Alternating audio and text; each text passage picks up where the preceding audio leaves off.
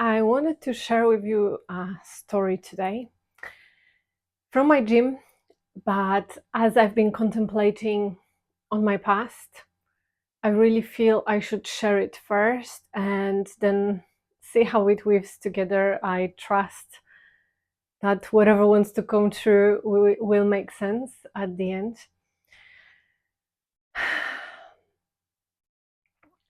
So, since I was a little child, a little girl, I always felt ashamed of who I was. I felt jealous of other people's lives, looks, everything. And I always felt like I should not exist. There are many memories and many times that I remember I would close myself in a room, in a bathroom, in a cupboard, go into my bed underneath the cover, and I would just close my eyes and I would just keep repeating to myself that I should not be alive, I should not exist, that world would be a better place without me. I'm getting emotional as I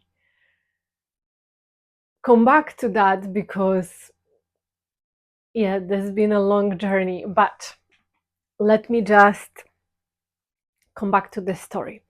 I would have this a lot constantly, and I even had suicidal thoughts when I was a child and teenager. At some point, as I started contemplating really like how my life would be better and different if I was someone else, and I would pick certain people I knew or certain celebrities or even just imagine myself in a different life, I started hearing a voice. I don't even know if it was a voice. It was more like an inner knowing, but I feel it was an intuitive voice as well. That's how I remember it. And it was like feeling of truth in my body. And this voice used to tell me, if you want to be a different person, you'd have to live as them. You'd have to go through different experiences of life, right? You'd have to be brought up in different place, have different parents, have different past. And this was kind of obvious and making sense to me. And then the voice said, if we all come from one source, from the same substance, the same origin, you are already that person. You're just not aware of being that person. You are aware of being yourself in this body through those life experiences. And this used to make me confused a little bit, but at the same time curious, and used to always soothe those heavy, challenging thoughts. And I remember it used to make me feel like, okay, I am aware of me. If I'm someone else and I'm not aware of that I'm someone else, because I'm aware of being me, then of course I am someone else.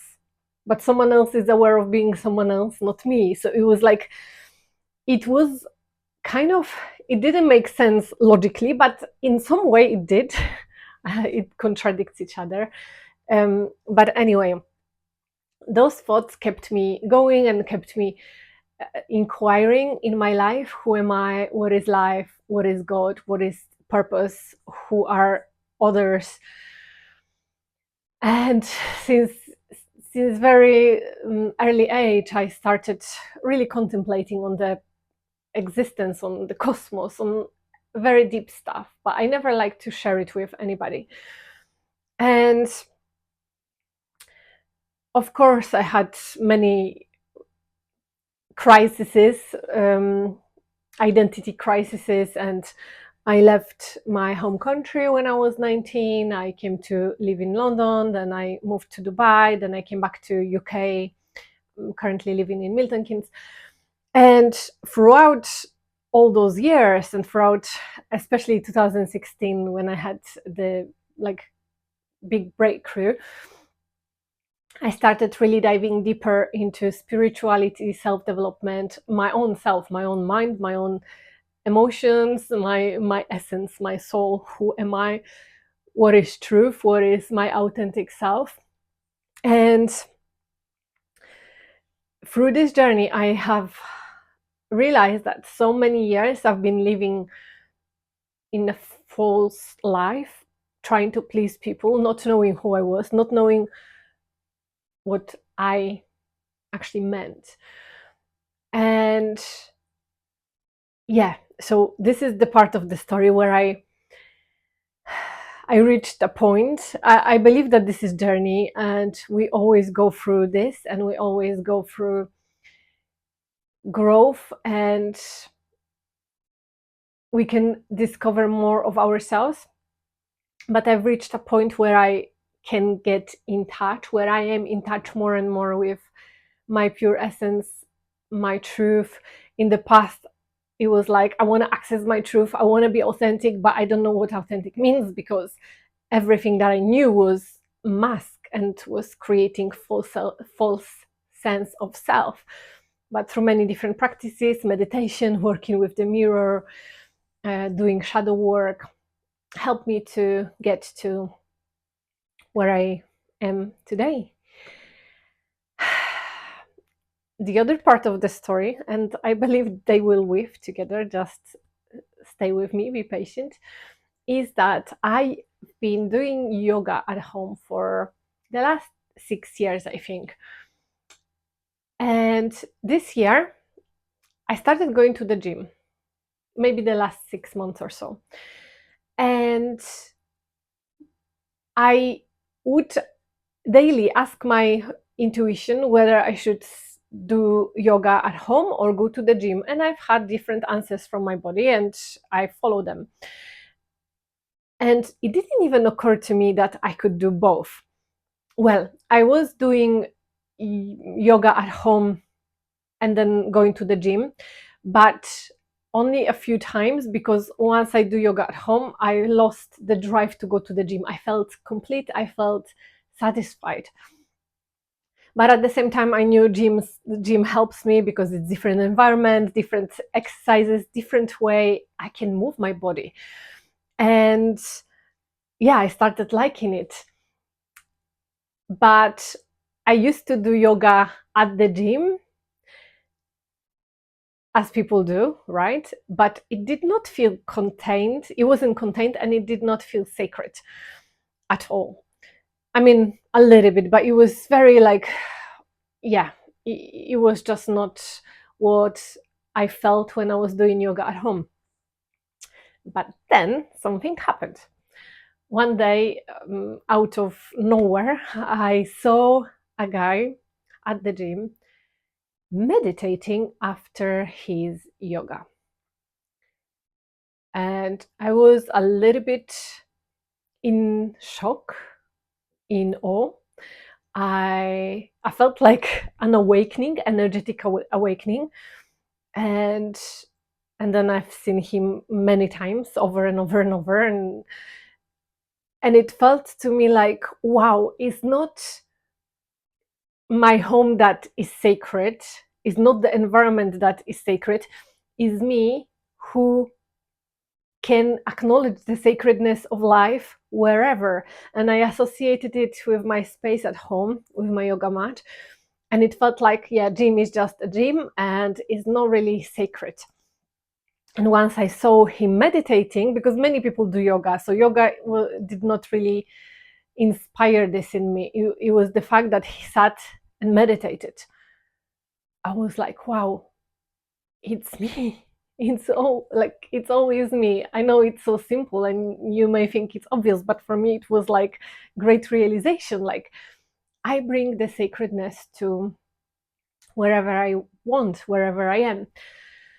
Therefore, I started doing my yoga at the gym, feeling the sacredness of it, feeling the contentment of yoga.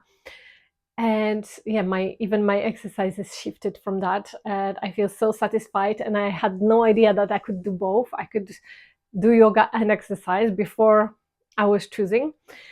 And yeah, my the way I see movement now and the way I see spaces shifted. But the reason I'm telling you this, there is another reason now, is because this guy inspired me to awaken to this fact, to this realization, to more of me, more of my power to make everything sacred, not to rely on the environment to be sacred. And he doesn't even know it. He is just being himself. Did he go out of his way to do something special, to stand on the rooftop and shout that you can be sacred anywhere? Like, no, he was just doing what he's always been doing, right? Not trying to show off, not trying to shrink. He's just being himself. And I realized that we all can be ourselves. We all, well, in fact, when we are ourselves, this is the best way to inspire people, to inspire others, to create an impact in this world. And yeah, this really touched me and awakened to me. Like, sometimes, as I mentioned earlier, we try to please other people, we try to look certain way, present ourselves in certain way, but the more we try, the harder it is to be received, because people want to know the real us, the true essence of who we are, not the one that is trying to be seen in certain way, just to be liked, just to be approved, just to feel like we belong, right? So my message for you is, be you, connect to your truth, connect to your essence, connect to your heart. And instead of trying to impress other people, maybe ask yourself, how can you impress yourself? How can you fall in love with yourself?